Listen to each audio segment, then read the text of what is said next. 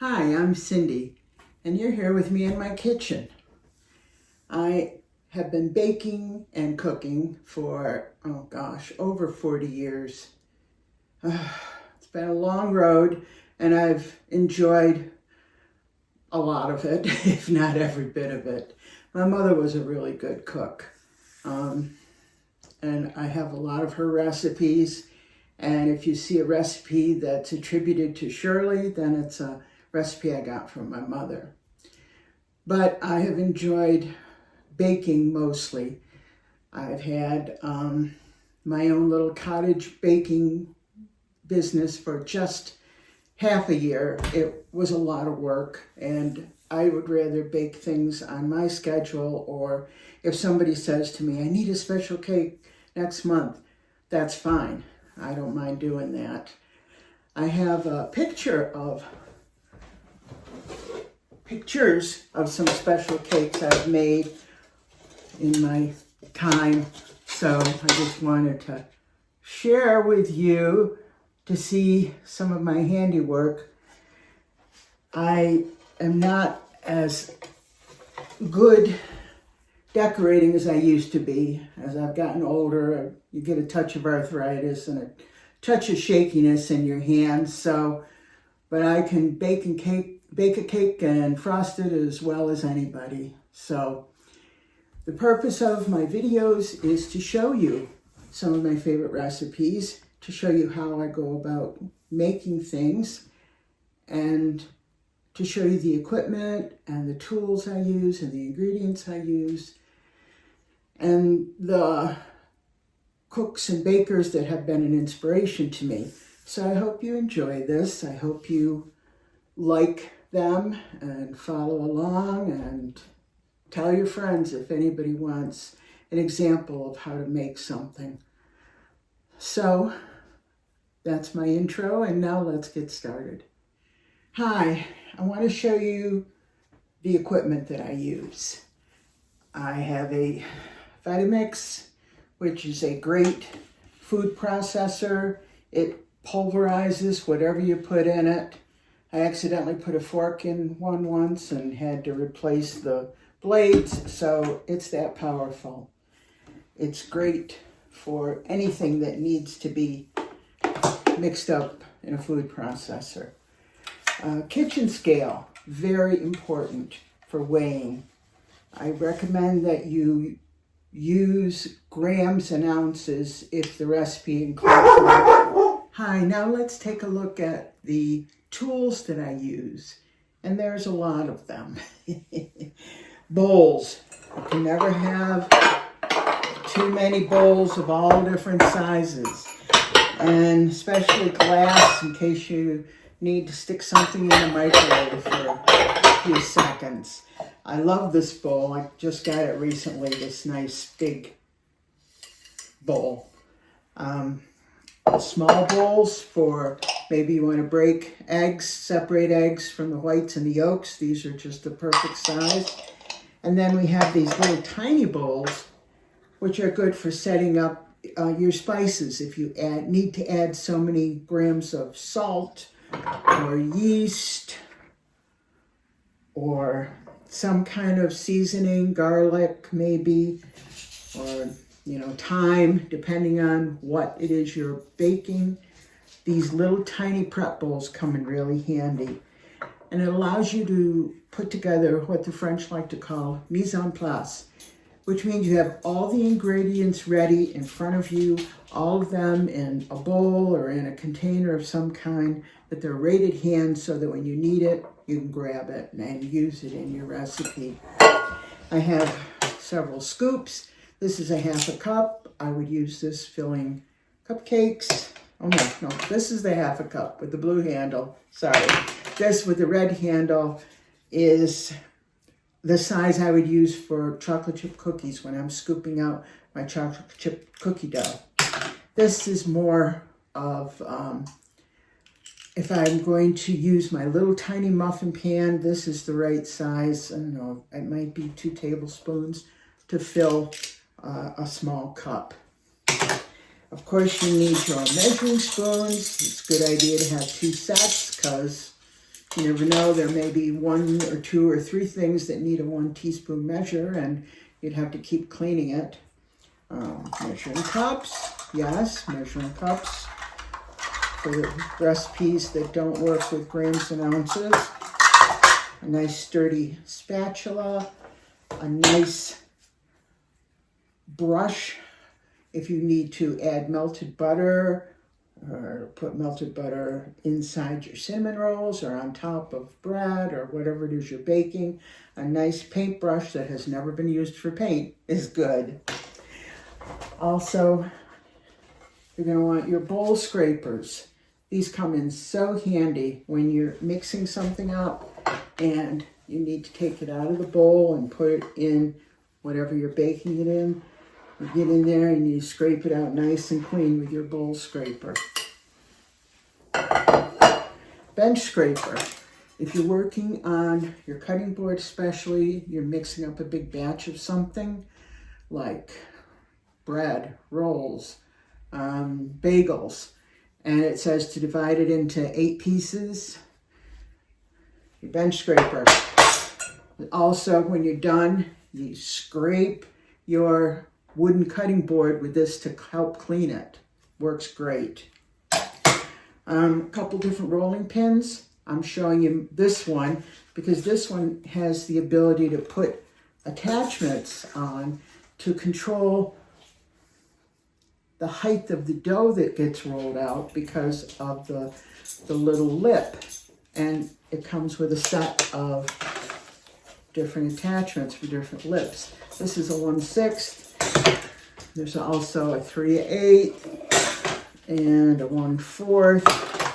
And the smallest one is a 1/16. I don't think I've ever used that one.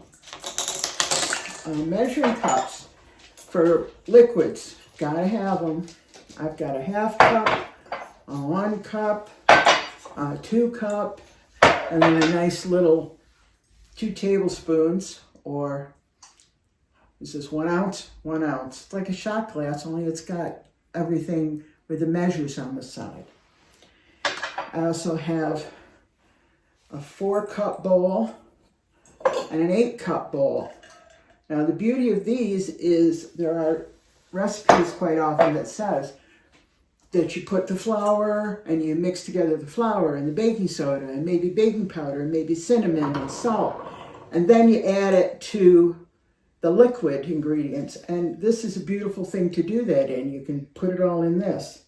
You can also set this on your kitchen scale and add your ingredients. Works great. I have different size sifting pans.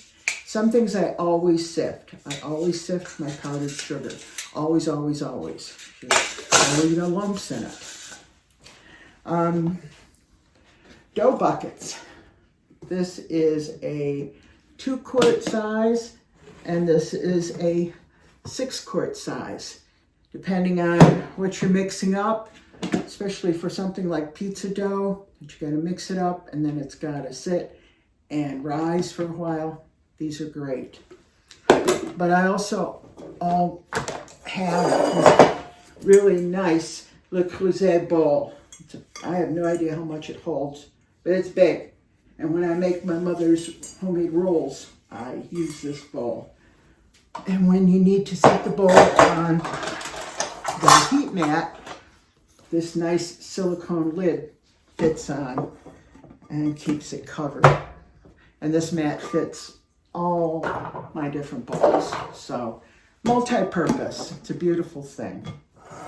So that's my tools. Hello. Now we're going to talk about the ingredients I like to work with. Let's start with flour. King Arthur is my flour of choice. This is your all-purpose flour.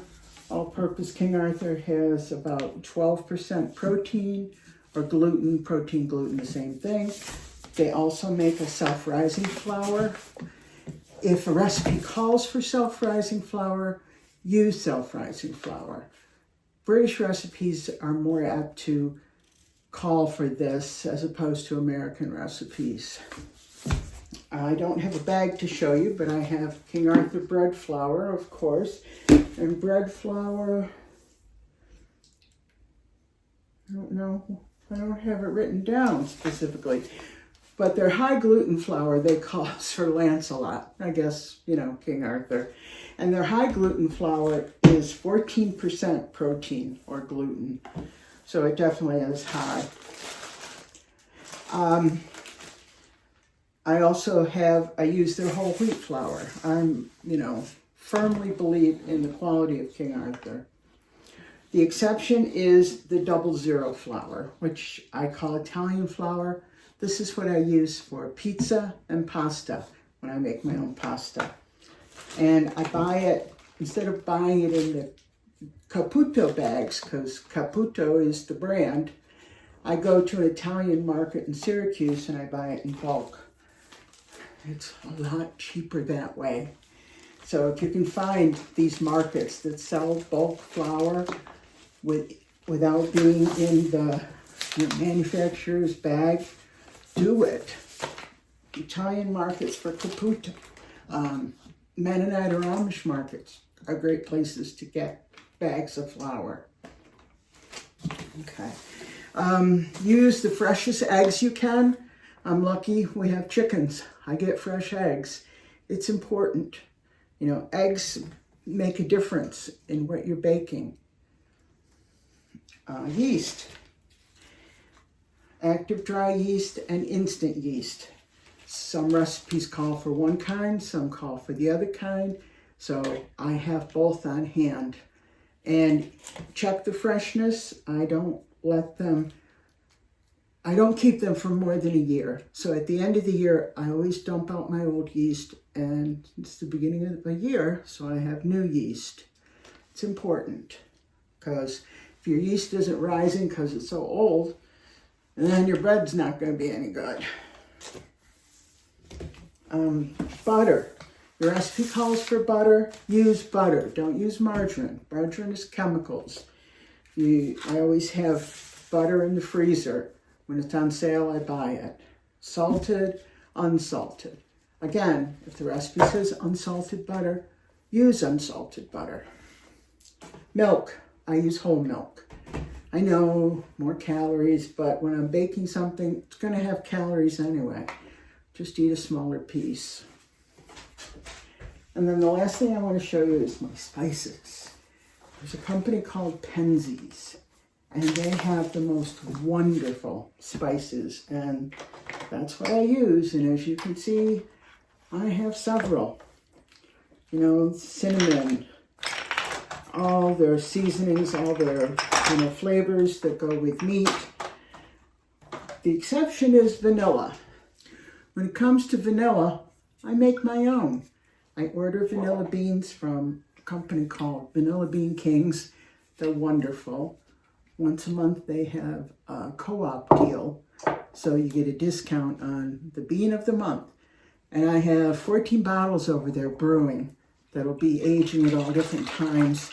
It takes about a year for the vanilla beans to totally age, so I have all these bottles that I started last year during the year, and I will be starting a couple bottles as soon as my order comes. So make your own vanilla or get the best quality vanilla you can, but trust me, vanilla is very expensive these days. So if you know me personally, ask me and I'll get you some of my homemade vanilla extract. And then the last thing I want to show you are the authors, the books who I've been inspired by. Yolanda Gamp for cakes. This is a fun book, how to cake it. Paul Hollywood, of course. If you watch the British Baking Show, you know old Blue Eyes here. But his recipes aren't too difficult, and I like to challenge myself and make some of these things. In addition to that, it's Mary Berry. Also, you know her from the British Baking Show. She's a lovely lady, and she has some lovely recipes to work with. And then, as far as bread goes, Ken Forkish. Flour, water, salt, yeast. some real basic things about bread. I also am a big fan of Peter Reinhardt, and I have a couple of his books. You know, and I read them, you know, I get information, not just recipes, but it's a great way to learn about the history of bread making and the ins and outs. And then finally, also from Ken Forkish, The Elements of Pizza. I use his pizza recipes, and we will be talking about pizza in one of my episodes. So that's what I wanted to do, show you in the introductory episode. So I hope you're going to hang around and watch the videos that I'm putting out here to show specific recipes. That's all, folks.